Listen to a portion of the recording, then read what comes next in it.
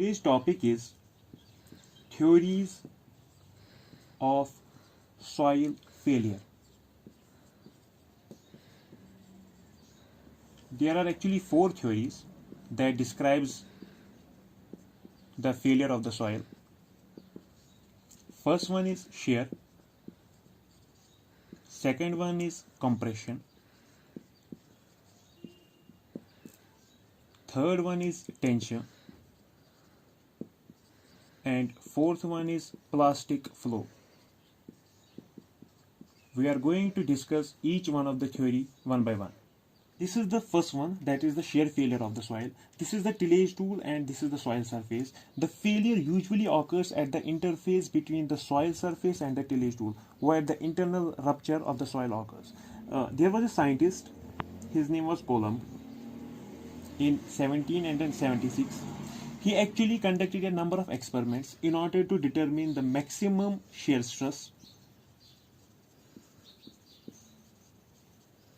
at varying normal loads in order to check the impact of shear stress on the normal load. Fine.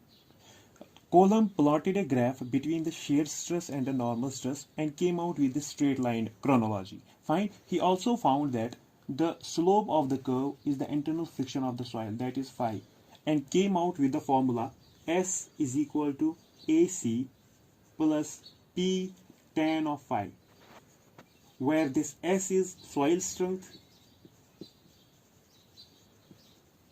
A is the shear failure area, C is the soil cohesion, P is the normal load, and phi is the angle of internal friction.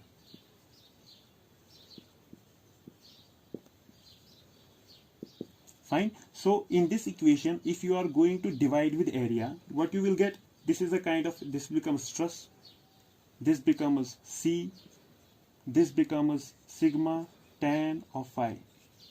So this is the equation you can draw, where this tau is shear stress, I am going to write it here, where this sigma is normal stress, I am going to write it here, C is the soil cohesion, and phi is the angle of internal friction. So what he signifies, that if you know the value of soil cohesion, you can easily determine the other values. Fine.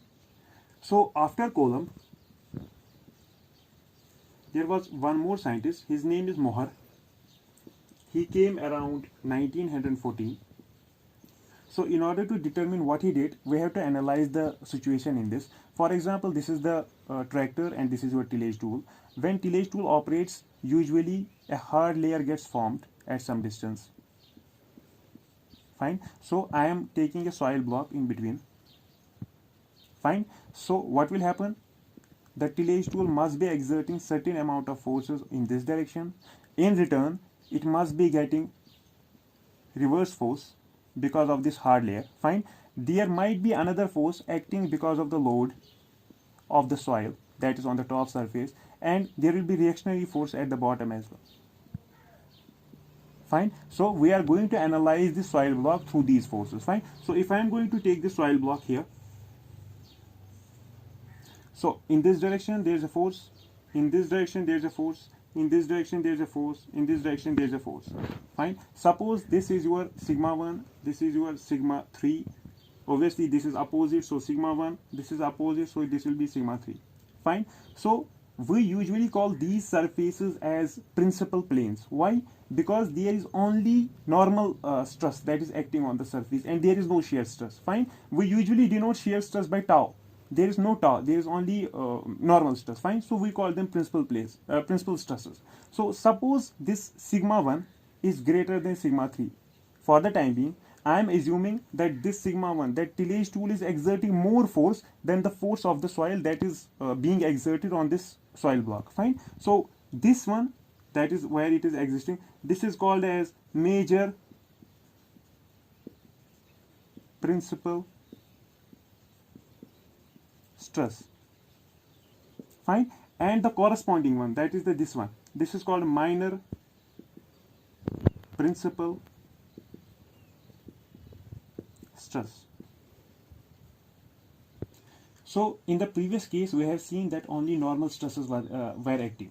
But in reality, there are normal as well as shear stresses. So I have shown here the shear stress direction. Fine. That means, for example, suppose this shear stress. If this stress is trying to push it in clockwise direction, there is this shear stress. It is pushing in the reverse direction. Fine. So it is balancing the two. Similarly here, these two are balancing with each other. So, but here we have to understand where the principal plane is, because here we are having shear stress as well. Fine. Experiments have proven that the shear plane is usually acting at an angle of alpha. Fine. There is one more plane that is an angle of 45 degree. Fine. This is the plane of maximum shear. This is called plane of maximum shear. So you are having two planes, one acting at 45 degree, that is called a plane of maximum shear. This is the plane where the actual failure of the soil will occur. We are having another that is at angle alpha. This is the plane where this is the actual principal plane. Fine. So these are the forces that are acting on a soil block. I am representing with sigma x and sigma y. I will tell you why I am doing it. For I am going to make a graph like this. Fine. This represents your plus sigma, this represents your minus sigma, this is your plus tau, and this is your minus tau. Fine. So first one, I am going to take this sigma x. Suppose it is acting at here, sigma x. Fine. If you will see, shear stress is acting in anti-clockwise direction. Here, if you will see, this one. This is acting anti-clockwise direction. So anti-clockwise is usually taken as positive. Suppose it is having a value something like this. It can be any value for the time being. So the sigma y, I am keeping it, for example, here. How I know that sigma x is larger than sigma y? Because I am assuming. Because I assumed sigma x is greater than sigma y. Fine. So if you will see sigma y, see the direction is clockwise. If you are taking stress as anti-clockwise as positive, you have to take the clockwise as negative. So this will be acting a little bit downwards. Fine. So what you will do, you are going to join the line at point O. Fine. So suppose this is P, suppose this is Q. So now you are having a radius OP and OR, OP and OQ. Fine. If you are going to take this radius starting from point O, you can draw a circle. Fine. I will show you with a bigger picture. I'm going to select point O and the radius as OP or OQ, and we are going to draw a circle. This circle should touch both these points, right? Since this is also tau, this is also tau. Fine. So radius is same, so you draw a circle, and this circle is called your Mohr circle. Mohr circle. Fine. If you will see this, there are 2 points, one point and the second point. So the distance from this up to here, I mean up to this point, this is your sigma 1. Sigma 1, that means your major principal stress, right? And this second point, if you are going to draw, this is your sigma 3. What was sigma 3? Sigma 3 your minor principal stress, right? So from this equation you derive two stresses, major principal stress and minor principal stress. And you have to also remember that the radius of the Mohr circle, denoted by R, it actually gives the maximum shear stress of the plane. So this is the soil block, and this is sigma 1 is the principal major principal stress, sigma 3 that is minor principal stress. If you are going to select a section that is lifted at an angle of theta, it will be having a normal component denoted by sigma m. Fine. It will also be having one shear component, that is tau theta. Fine. So I am assuming that on the outside boundaries there is no shear stress, only in the inside boundaries there is shear stress. Fine. So we are going to derive the equation for that. Suppose this sigma 1, I am going to denote it with a line. This line is represented by ms. Fine. So I am going to write it. This ms is your sigma 1. Fine. Now second one is sigma 3, that is minor principal stress. So let's assume you are having another component, that is mr. This mr is nothing but your sigma 3. How I came to know? Because I have assumed that sigma 1 is greater than sigma 3. Fine. So what will happen after that? I am going to divide this RS section into two parts. into two equal parts. Fine. Suppose this point is O. So before moving ahead, firstly let me calculate. You are having this RS. If I have to calculate this RS, what I will do, I will take MS minus MR. I will get RS, right? So I'm going to write it down on this side. That means your RS will be equal to MS minus MR. What was your MS? MS we have kept as sigma 1. MR we have kept as sigma 3. So you got one of the component. Fine. So up to here, I think there is no issue. Fine. What we are going to do after that, you have to remember this, that OR, it is equivalent to OS.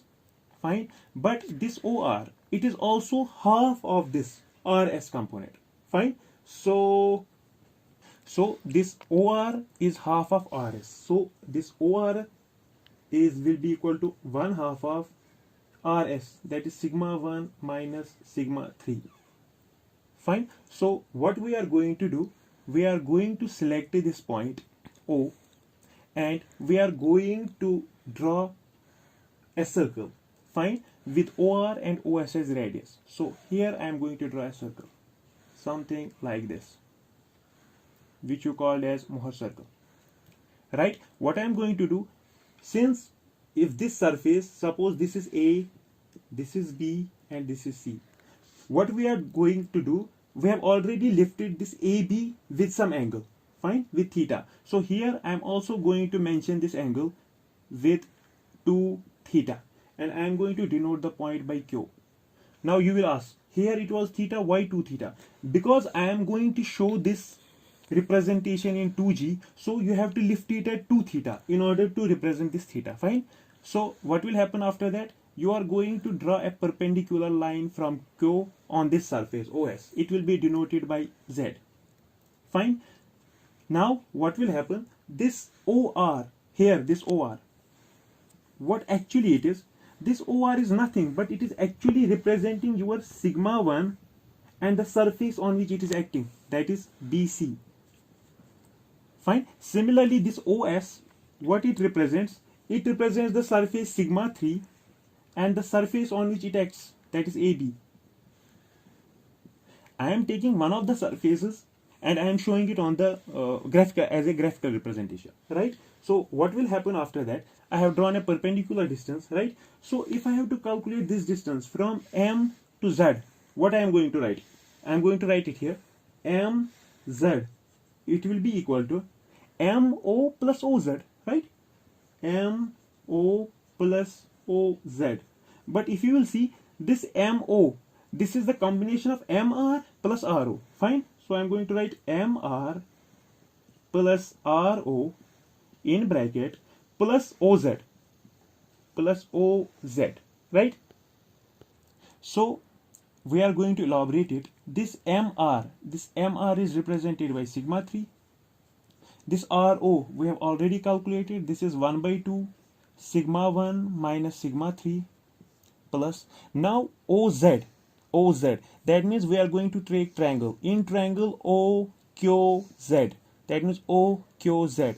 If you are going to take cos of 2 theta, that will be equal to base by hypotenuse, right? Your base, that is OZ, by hypotenuse, that is OQ. Fine. This OQ is nothing. This is similar. OQ is similar to OR. Fine. OR is equal to OQ. Fine. So here you will calculate OZ. OZ will be equal to OQ into cos of 2 theta. Now we are going to put this value OZ here. So OQ. What is OQ?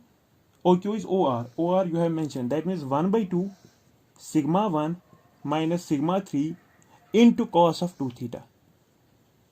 Right? So this equation can be solved here. So your MZ will be equal to, if you are going to solve it here, you will get 1/2 sigma 1 plus sigma 3, fine, plus 1/2 sigma 1 minus sigma 3 into cos of 2 theta. This is your equation. Fine. So this MZ, what this MZ? M is here, Z is here, right? So what it is, I am going to represent it like this. This MZ. This mz actually represents your sigma n. You remember sigma n? Fine. First we have to calculate sigma n, and there was another factor, that is tau theta. That tau theta is represented by the radius, that means this qz, tau theta. Fine. So if you have to calculate that tau theta, what you will do? You will take sine value. That means sine of 2 theta will be equal to qz divided by OQ. Fine. So qz will be equal to OQ into sine of 2 theta. Fine. This qz, you can represent it with tau theta. This tau theta will be equal to OQ. OQ we have already calculated, that is 1 by 2 sigma 1 minus sigma 3 into sine of 2 theta. This is your equation. So this is the normal stress and this is your shear stress, right?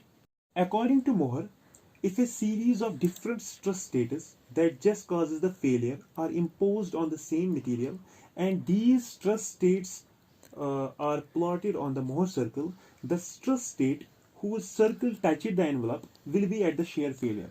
According to him, these are different stress states. Fine, I have mentioned 4 stress states. According to him, if you are going to draw an envelope, what envelope means? That means if you are going to draw a straight line, suppose that straight line is touching the surface of these 2 circles, and if you are going to repeat it at the bottom as well, you will see that this envelope, it is touching only 2 circles, this circle and this circle, while it is avoiding 2 circles, this circle and this circle. Fine.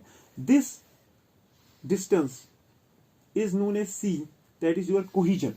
Fine. So every soil will be having a different cohesion coefficient. Fine. So C, right? This is shear stress and this is normal stress. So if you remember the equation correctly, the equation was tau is equal to C plus sigma tan of phi. So this is how he came to this conclusion. And here this angle is your phi. Fine. So if you are having thousands of stress states, you have to draw an envelope, draw a line, and circle on which these lines will touch. These circles will actually represent your shear failure. That means, for example, this circle and this, suppose this lower circle, it is 50 kilopascal, for example, and this is 200 kilopascal.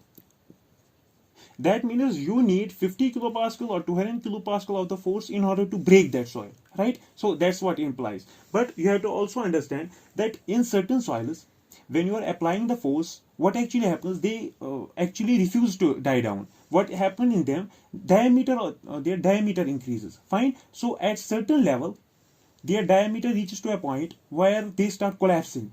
That is called incipient failure. Incipient failure. And that incipient failure is the point that actually represents your shear failure criteria.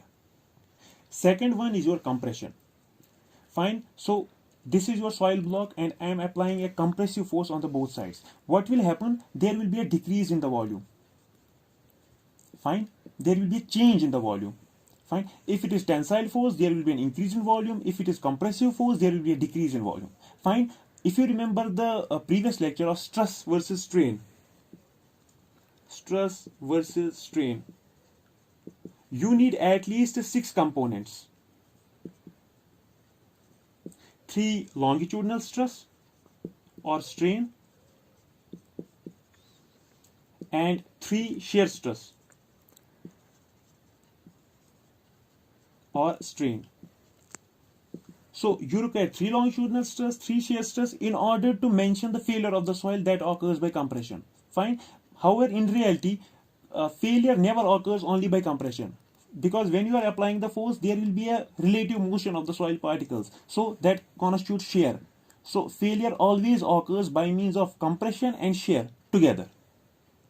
So third one is your tension. So if you remember Hooke's law, where stress is directly proportional to strain, you are having this type of the curve. That means if you are going to apply stress on the body, it will absorb it within the elastic region. That means up to here, if you are going to remove the force, the material will return to its original position up to yield stress. Fine. After that, there will be permanent deformation. Even if you are going to remove that force, the material will continue to remain in that portion only, and ultimately it will reach to the failure struggle. That means here there will be a complete breaking or the fracture of the soil particles. Fine. So this is how the tension failure occurs. But you have to remember one thing, that is the stresses, this y-axis, that means this is called ordinate. Fine. So the stresses that are on the left of the ordinate, they are usually tensile, and on the right of it, they are usually compressive. Fine. So the fourth one is your plastic flow. The plastic flow failure is usually observed in case of subsoiler, when you are operating the subsoiler in wet soil. Fine. So when you are operating in the wet soil, what actually happens, there is shattering of the soil. There is shattering of soil. And what actually happens when the soil, the subsoiler operates in the wet soil, so there is a cleavage plane. So it operates, there's a cleavage plane formed at the back, and when it operates forward, that cleavage plane automatically gets refilled. So you might have observed that, fine, particularly in case of puddling. So in this case, what you observe, there is partial failure of the soil. Partial failure of soil by means of shear. Fine, but soil is not completely breaking up.